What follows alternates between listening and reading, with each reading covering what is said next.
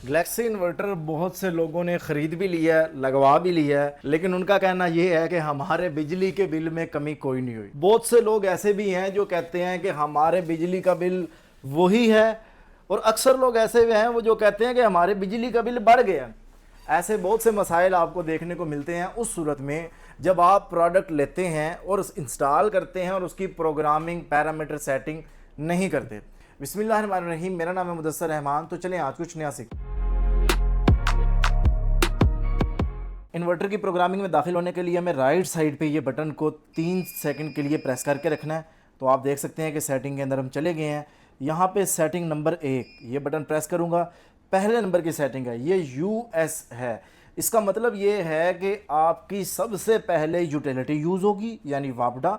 अगर वापडा जाएगी तब सोलर चलेगा, यानी आपका दोपहर के 2 बजे हैं, दोपहर के 12 बजे हैं, दोपहर के 11 बजे हैं, आपने अगर यूएस पे सेटिंग की हुई है तो आपका सोलर इस्तेमाल नहीं होगा। सोलर उसी टाइम इस्तेमाल होगा जब आपकी लोड शेडिंग होगी, उस सूरत में सोलर यूज़ होगा। तो इसके लिए हमें इस यूएस को हमें एस यू करना है, यानी सबसे पहले हमारा सोलर इस्तेमाल हो।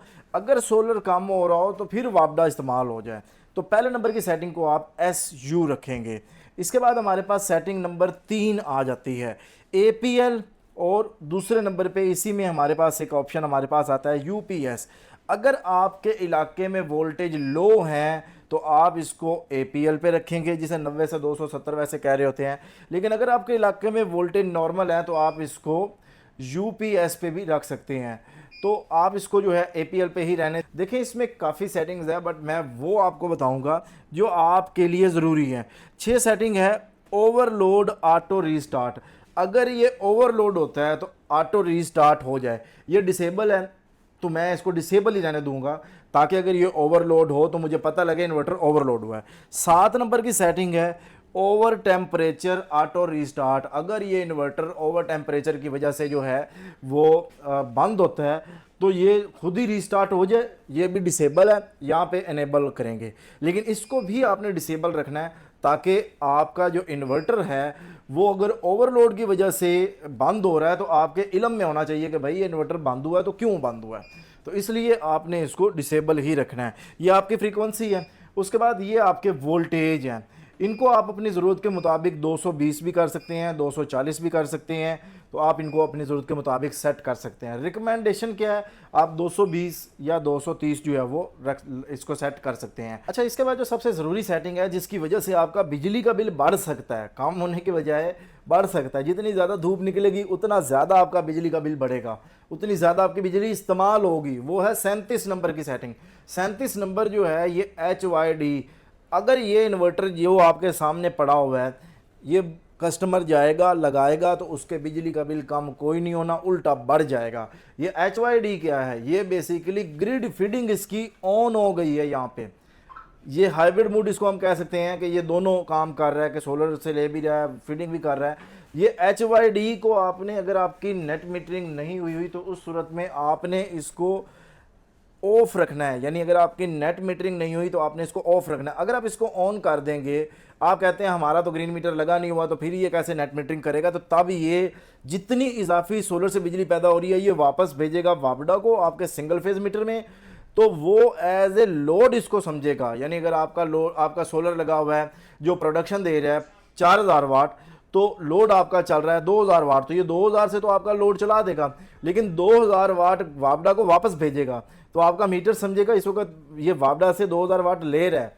तो ये चीज़ आपने लाजमी मद्देनज़र रखनी है कि अगर आपकी नेट मीटरिंग नहीं हुई तो आपने 37 नंबर की सेटिंग को जो है वो ऑफ रखना है, तब आप इससे बच सकते हैं। लेकिन अगर आपकी नेट मीटरिंग हुई हुई है तो उस सूरत में आपने इसको HYD करना है, तब आपकी नेट मीटरिंग इनेबल हो जाएगी। बहुत से लोगों का सवाल ये भी था कि हमने इन्वायर इन्वर्टर परचेज़ किया तो हम इसकी नेट मीटरिंग को कैसे इनेबल करेंगे।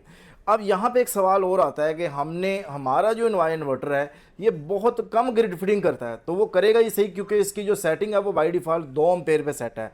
तो इसको आप अपनी ज़रूरत के मुताबिक 10 एम्पेयर पे, 15 पे, जो इसकी मैक्सिमम इसकी लिमिट है आप इसको वहाँ पे सेट कर सकते हैं। जैसे इसकी 15 एम्पेयर की लिमिट है तो आप इसको 15 एम्पेयर पे सेट करेंगे तो ये तब ग्रिड फीडिंग में मैक्सिमम एफिशिएंसी जो है वो प्रोवाइड कर रहा होता है। 18 नंबर की सेटिंग BON यानी बजर ऑन, आप सुन सकते हैं मैं जो भी सेटिंग कर रहा हूँ ये बज़र जो है वो बज रही है, बेल की आवाज़ जो है वो आ रही है। आप इसको ऑन भी कर सकते हैं जो कि बाय डिफ़ॉल्ट ऑन है, आप इसको अपनी ज़रूरत के मुताबिक ऑफ़ भी कर सकते हैं। तो अभी डेफिनेटली जब मैं वापस जाऊँगा दोबारा आऊँगा या कुछ देर के बाद ये खुद ब खुद जो है वो ऑफ़ हो जाती है। अच्छा, अब उसके बाद 19 नंबर की सेटिंग मेरी फेवरेट सेटिंग है, वो ये है कि आपने इन्वर्टर की स्क्रीन पे मैं बैक जाता हूँ, यहाँ पे आपके सामने वोल्टेज नज़र आ रहे हैं, फिर इस तरीके से फ्रीक्वेंसी है, आपके सोलर के कितने वोल्ट आ रहे हैं, सोलर के कितने एम्पेयर आ रहे हैं, कितने वाट आ रहे हैं, इस तरीके से आपका लोड कितना चल रहा है। तो आप जब इसको यहीं पे कुछ देर के लिए सेट जहाँ भी सेट करेंगे तो ये कुछ देर के बाद जो है वापस अपनी उसी कंडीशन पे आ जाएगा जैसे कि बाय डिफ़ॉल्ट है। यानी यहाँ पे अगर आप चाहते हैं कि मैंने इसको यहाँ पे सेट किया है, यानी मैंने इसको यहाँ लोड पे सेट किया है कि मेरा लोड कितना चल रहा है, या मैंने सोलर पे सेट किया है कि मेरा सोलर कितना आ रहा है, ये वहीं पे रहे जब तक मैं इसको चेंज ना करूँ। तो इसके लिए आपको जो सेटिंग करनी है वो 19 नंबर की सेटिंग करनी है। अब आप ये देख सकते हैं कि यहाँ पे जो बजर जो बेल का निशान था, जो स्पीकर का निशान था, उस पर क्रॉस आ गया, यानी अब इसमें किसी किस्म की आवाज़ जो है वो नहीं आएगी। तो 19 नंबर की सेटिंग में हम जाएंगे, आप इसको इनेबल भी कर सकते हैं, आप इसको डिसेबल भी कर सकते हैं। हम 19 नंबर की बात कर रहे हैं तो हम 19 पे ही जाएंगे। तो आप इसको अपनी ज़रूरत के मुताबिक इनेबल भी कर सकते हैं, आप इसको अपनी ज़रूरत के मुताबिक जो है वो डिसेबल भी कर सकते हैं। उसके बाद जो हमारे पास सेटिंग नंबर आती है वो सेटिंग हमारे पास है 20 नंबर का मतलब है लाइट ऑन। आपकी ये जो LED ऑन है, ये जो इसकी लाइट जल रही है, आप इसको ऑन रखना चाहते हैं आप ऑन रख दें, आप कहते हैं कुछ देर के बाद बंद हो जाए तो आप इसको ऑफ पे रख सकते हैं, बट मैं आपको रिकमेंड करूंगा आप इसको ऑन पे ही रहने दें। उसकी रीज़न ये है कि डे टाइम में मतलब ये यूज़ हो रहा होता है, ऑफ ग्रिड इन्वर्टर है, तो आप इसकी ऑन ही लाइट रहने दें तो ज़्यादा बेहतर है।